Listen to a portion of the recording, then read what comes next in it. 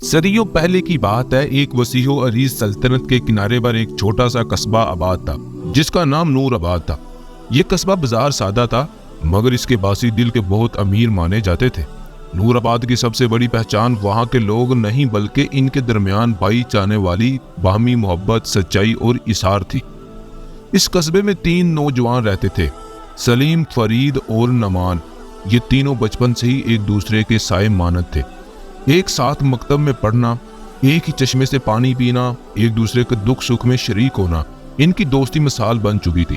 لوگ کہتے تھے اگر کبھی نور آباد کی دیواریں گر جائیں تو ان تینوں کی دوستی انہیں دوبارہ کھڑا کر دے گی۔ سلیم نرم دل اور بردبار تھا، فرید عقل مند اور دور اندیش تھا، نعمان بہادر مگر جذباتی تھا۔ وقت گزرتا رہا مگر جیسے جیسے جوانی آئی حالات نے کروٹ لینا شروع کر دی۔ قصبے میں قحط کے آثار نمودار ہوئے، بارشیں کم ہو گئی، کھیل سوکھنے لگے اور کام کے مواقع ناپید ہوتے گئے۔ دن بدن فاقے بڑھنے لگے اور لوگوں کے چہروں سے مسکراہٹیں غائب ہونے لگی۔ ایک شام تینوں دوست پرانے برگد کے درخت کے نیچے بیٹھے تھے۔ سورج ڈوب رہا تھا اور اس کی سرخی فضا میں اداسی گھول رہی تھی۔ نعمان نے خاموشی توڑی، کیا ہم ساری عمر یوں ہی محتاجی میں گزار دیں گے؟ فرید نے گہری سانس لی، یا اب ہمارے لیے کچھ نہیں بچا؟ سلیم نے آسمان کی طرف دیکھا، شاید ہمیں بھی قسمت آزمانی چاہیے۔ کئی راتوں کی سوچ بچار کے بعد تینوں نے فیصلہ کیا کہ وہ قصبہ چھوڑ کر دور دراز علاقے میں جائیں گے، جہاں ایک قدیم شہر کے بارے میں مشہور تھا کہ وہاں محنت کرنے والوں کو کبھی خالی ہاتھ نہیں لوٹنا پڑتا۔ وہ اپنی تھوڑی سی جمع پونجی، چند کپڑے اور ماں باپ کی دعاؤں کے ساتھ سفر پر روانہ ہو گئے۔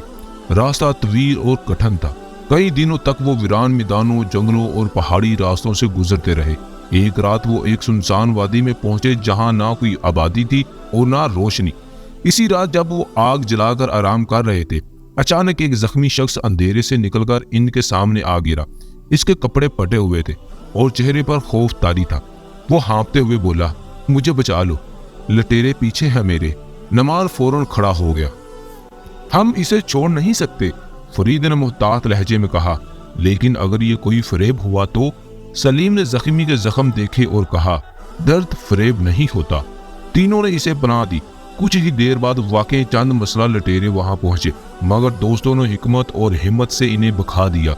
زخمی شخص کی آنکھوں میں آنسو آ گئے، تم نے میری جان بچائی ہے، میں ایک تاجر ہوں، اگر کبھی شہر زرین آؤ تو میرا نام یاد رکھنا، میرا نام ہے حارث بن ایوب۔ یہ پہلا موقع تھا جب تینوں کو احساس ہوا کہ نیکی کبھی ضائع نہیں جاتی۔ کئی دنوں بعد وہ شہر زرین پہنچ گئے۔ یہ شہر واقعی دولت اور مواقع سے بھرپور تھا، اونچی عمارتیں، مصروف بازار اور ہر طرف سونے چاندی کی چمک۔ تینوں نے محنت مزدوری شروع کر دی، دن رات کام کیا، پسینہ بہایا اور آہستہ آہستہ پیسے جمع ہونے لگے۔ ایک دن اچانک حارث بن ایوب انہیں بازار میں مل ہی گیا۔ اس نے انہیں پہچان لیا اور شکر گزاری کے طور پر انہیں اپنے تجارتی قافلے میں شامل کر لیا۔ یہاں سے ان کی قسمت بدلنے لگی۔ چند ہی برسوں میں وہ مالدار ہو گئے، بہترین کپڑے، عمدہ کھانا اور عزت سب کچھ ان کے قدموں میں تھا۔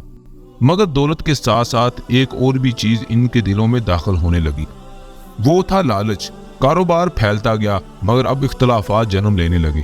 نعمان کہتا، زیادہ منافع میرے منصوبے سے آتا ہے، حصہ بھی زیادہ ہونا چاہیے۔ فرید حساب کتاب پر زور دیتا، ہر چیز برابری سے ہونی چاہیے۔ سلیم خاموش رہتا مگر دل میں دیکھ لیتا۔ ایک دن حارث بن ایوب نے اعلان کیا، میں اپنا سب سے قیمتی خزانہ اس شخص کے حوالے کروں گا جو ایمانداری میں سب سے آگے ہوگا۔ یہ سن کر تینوں کے دلوں میں اکثر ایک نئی آگ بھڑک اٹھی۔ اب وہ ایک دوسرے کو پیچھے چھوڑنے کے طریقے سوچنے لگے۔ نعمان نے چپکے سے حساب میں رد و بدل کیا، فرید نے سلیم کی سادہ طبیعت سے فائدہ اٹھایا۔ سلیم سب جانتے ہوئے بھی خاموش رہا۔ ایک رات خزانے کی رکھوالی کی ذمہ داری تینوں کو دے دی گئی۔ خزانہ سونے کے سکوں سے بھرا تھا۔ نعمان نے سرگوشی کی، اگر ہم یہ خزانہ لے کر بھاگ جائیں تو کون روک سکتا ہے؟ فرید ہچکچایا، مگر انجام؟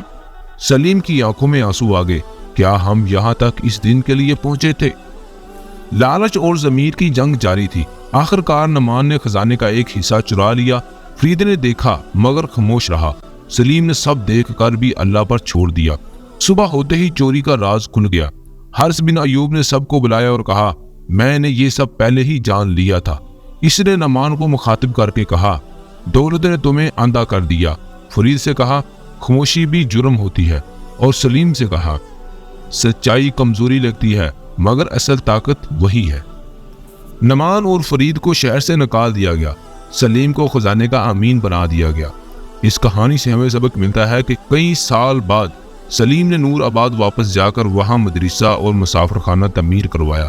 نعمان در بدر ٹھوکریں کھاتا رہا، فرید پچھتاوے میں جلتا رہا۔ آخرکار دونوں ایک دن سلیم کے در پر آئے۔ سلیم نے انہیں گلے لگایا اور دولت انسان کو نہیں آزماتی، انسان دولت میں آزمائش بن جاتا ہے۔ یہ کہانی ہمیں یہ سکھاتی ہے کہ لالچ انسان کو دوستوں سے، ضمیر سے اور آخرکار خود سے جدا کر لیتا ہے۔ سچائی وقتی نقصان دیتی ہے مگر دائمی کامیابی بخشتی ہے۔ آزمائش میں ثابت قدم رہنے والا ہی اصل کامیاب ہوتا ہے۔